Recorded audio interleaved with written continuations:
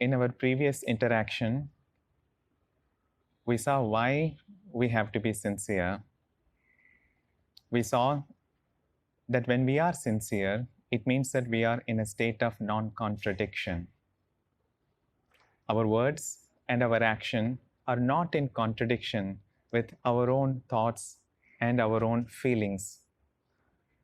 And when we are in that state of non-contradiction, all our energies flow in an uninhibited way, resulting in mighty action. And when there are no contradictions inside, we also have a sense of peace and calm. And this flow of uninhibited energy also gives us a sense of marvelous joy. And this is sufficient reason to be sincere. Let us go a little deeper into what it means to be sincere. If we look at what it means to be sincere, we'll find that a mere alignment of our outer acts and outer words, getting aligned with our thoughts and emotions, is not sufficient. How? Let us take up a situation where we happen to enter into an intense argument with one of our friends in front of our other colleagues. And in that state of intensity, the friend says things which should not be said, and it hurts me very deeply. And in that state of hurt, my emotions want to take revenge on him. My mind wants to shower abuses at him in choice words. And if I follow up my thoughts and emotions with the words where I actually shower abuses at him, and perhaps in my act, I might even get physical with him, can I say that I am being sincere because my words and actions are completely aligned with the thoughts and the feelings inside? No, something that doesn't seem to be okay. When can we say that we are sincere? Not when our words and actions are aligned with our thoughts and emotions, because most often thoughts are confused. And most often the emotions are very entangled.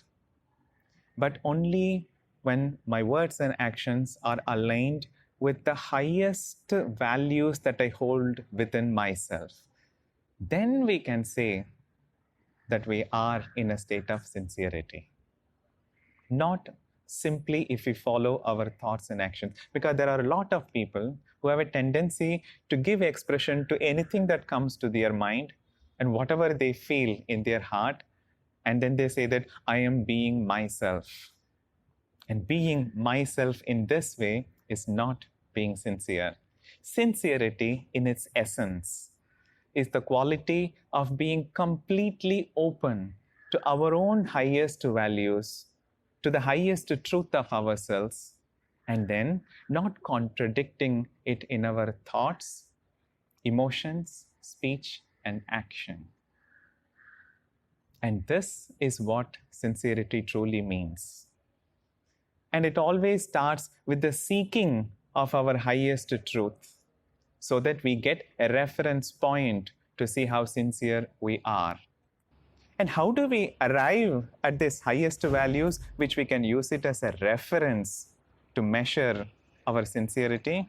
Well, for this, we will have to turn towards those people who have done explorations in this direction. The mother of Sri Aurobindo Ashram says that deep within us, not even in our heart, but even behind our heart, there is a part within us which is the seat of our highest truth. It holds the set of the highest values right in our core. And not only that, this part has the capacity to help us to express this highest truth in everything that we do in our daily life.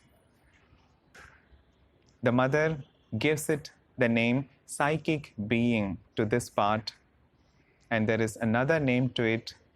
It is also commonly called as the soul within. Have you ever felt this part within us, which is the seat of highest truth? This part which can be a helper, a guide? Yes, when we were children, I'm sure most of us have felt this presence within, this help and guide within. But as we grew up, when we became adults, we seem to have lost it. And it is time that we recover this part which is hidden deep within ourselves and make it part of our everyday life.